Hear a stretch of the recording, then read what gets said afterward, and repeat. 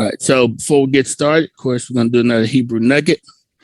And this is comes from a book from 1824 called A Defense of Judaism Against All Adversaries, and particularly against the insidious attacks. It's edited by S.H. Jackson.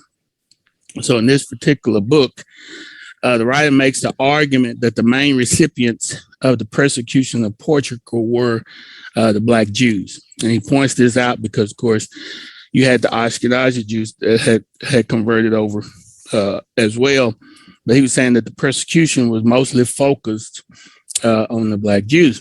And so you get that from one of the quotes that he had in the book. He said, "Thus we gather from the representation of Sargon himself that the Black Jews considered the Portuguese the persecutors and destroyers of their race." And so I put a little excerpt over there.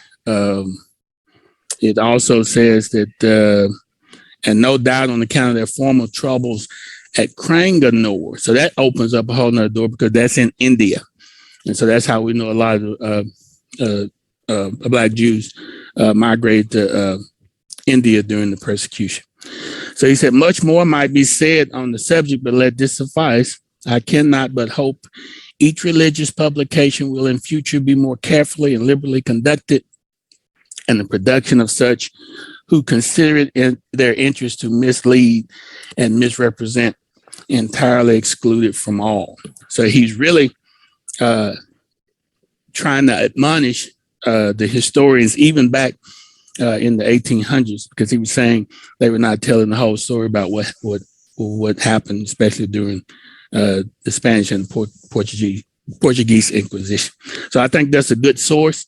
Got the link here for you in the slides. So if you want to hit that link, you can go to the book and download it, or you can go to the old books folder that you all should have access to. It's in there as well, and you can read this.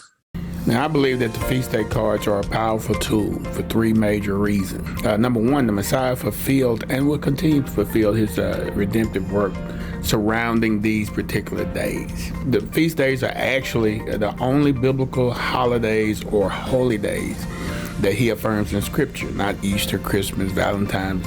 Those days are actually dedicated to other gods. And number two, prophecy. These cards present teaching moments.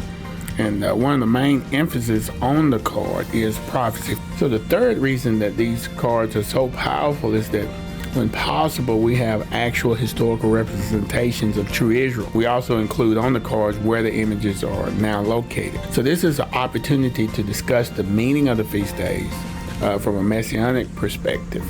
Also, it's a teaching moment on specific prophecies, and it also opens up discussions about the images of true Israel.